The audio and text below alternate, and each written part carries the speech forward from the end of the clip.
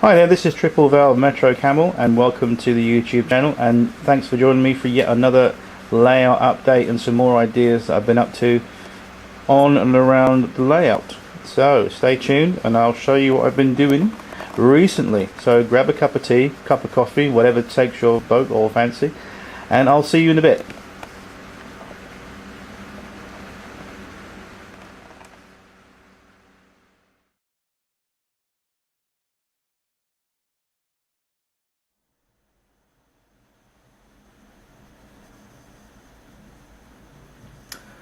Okay, so one of the things I've been sort of toying around with and messing about with was this 9F, and I'll just explain a little bit about this 9F. A couple of weeks ago, I got the airbrush bug after reading through several articles online and on magazines. I decided to have a go myself. So I thought the best approach was to find a good package deal where you get the compressor and the airbrush gun and the airline hose and everything you need to get going as a package without going too much over the top budget wise. And I looked about on eBay, and there's a company called ROHS on eBay that did a decent little package on there for about £73, and it worked out, I think, just under 80 quid with postage and delivery. Now the compressor is really nice. That's quite nice. And everything else is okay apart from the airbrush gun.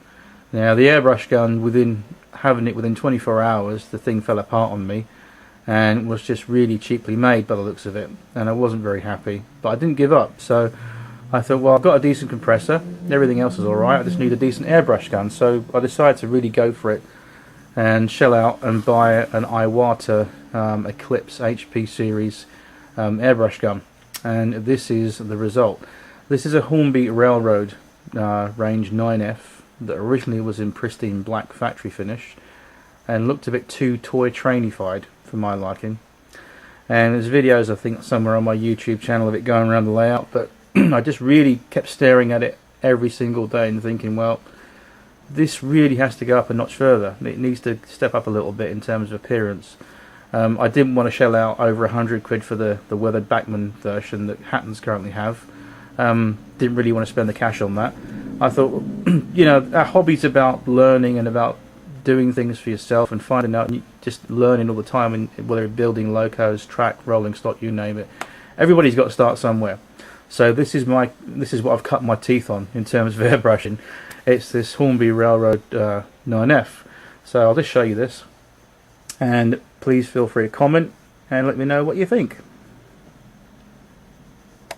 Let's just bring the camera down a second. Excuse the tripod noises.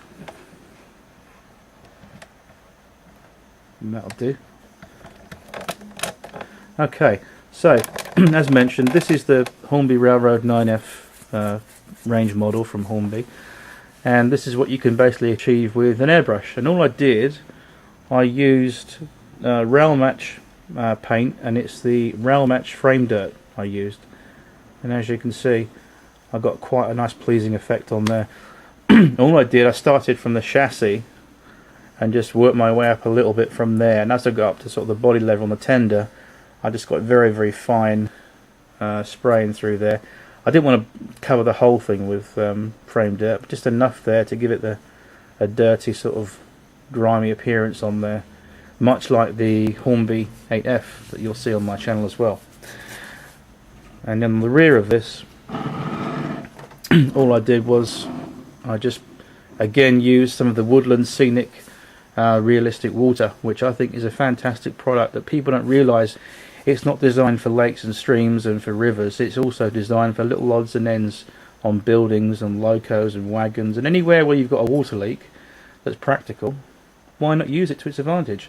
So here, what I've done, I'll bring the camera in to show you this. And all I've done, as you can see on the rear of the 9F tender, I've just put some of the realistic water, which is like a resin that dries very clear, on there to simulate the water overflow from the filling cap, and where it's drizzled down the back there, a little bit of splashes there, and again just come round with the airbrush and just very faintly gone over that very quickly and lightly with the airbrush, just a fine coat of rail match frame dirt. And I've basically uniformly used the same colour all the way throughout the loco as well, as you can see on the wheels,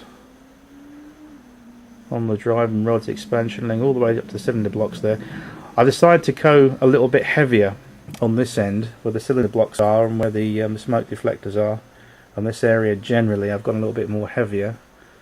Again, I put a few little watermarks on there with the Woodland Scenic Realistic Water Resin. Again, just very, very faintly going on that pipe there, simulate a water leak or a build up of condensation or a little bit of leakage there.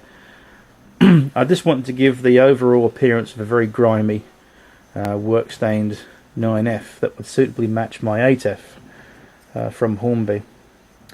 And I'm really pleased with the front of the smoke box, the way this has come out as well. This is really cool. Again, I've put a little bit of weathering down there as well, but on the front smoke box I've just built it up to where the smoke box dart is, which is the little handle that opens the smoke box door there. And to finish it off, I have added some Geoscenics Fire Ash that I've mentioned on one of my previous videos, and just brought that into play around the smoke box area there. And I'm really happy with the way that's turned out.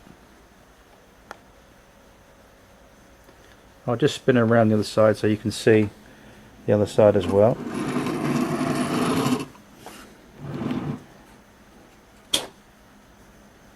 That's my cat sneezing, by the way, bless you.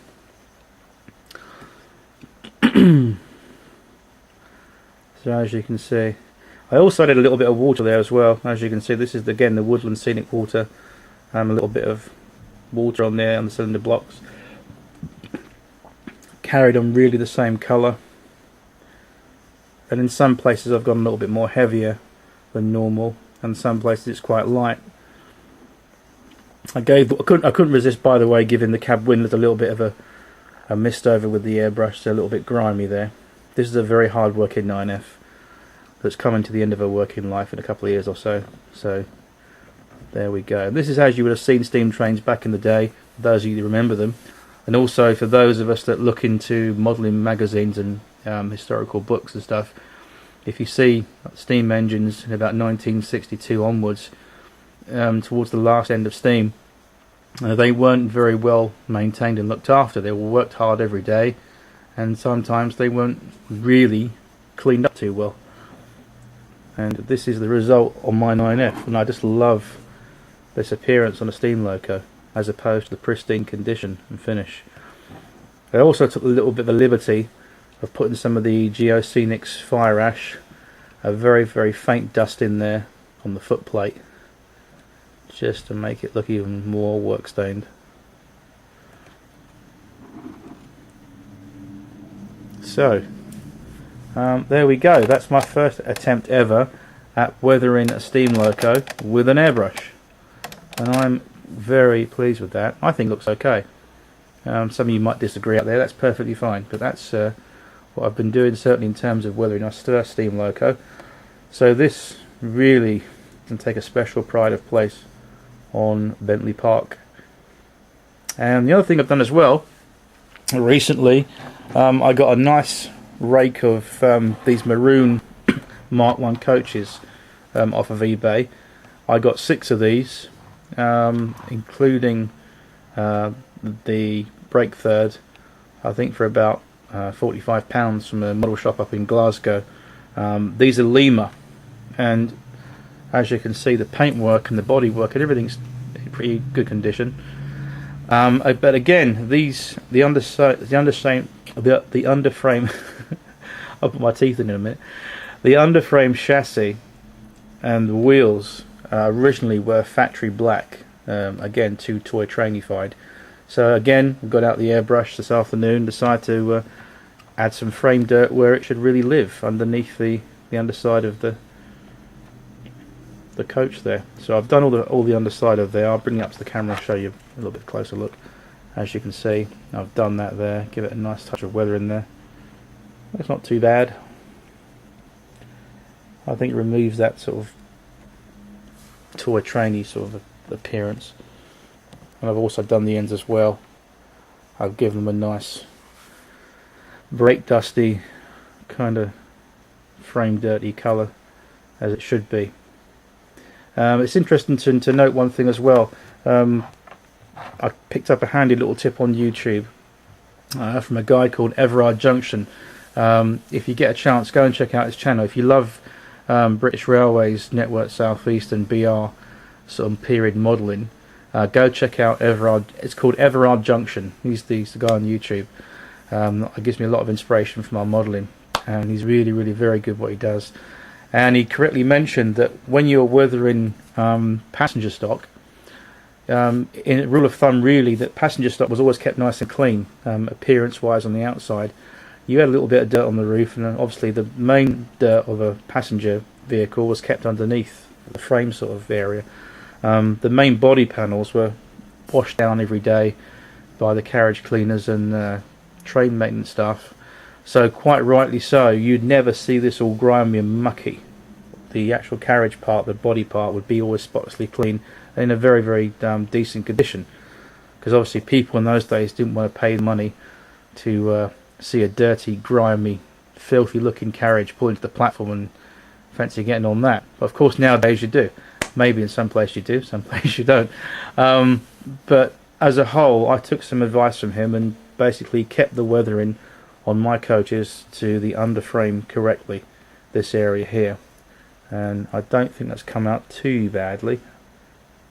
Again, this is my first attempt, so I'm sure as I keep practicing with the airbrush it will get better and better, but I'm quite satisfied with that. This black colour is gone now, as you can see. It's all frame dirt, so I'm much happier with that. And certainly the ends as well, on both these ends.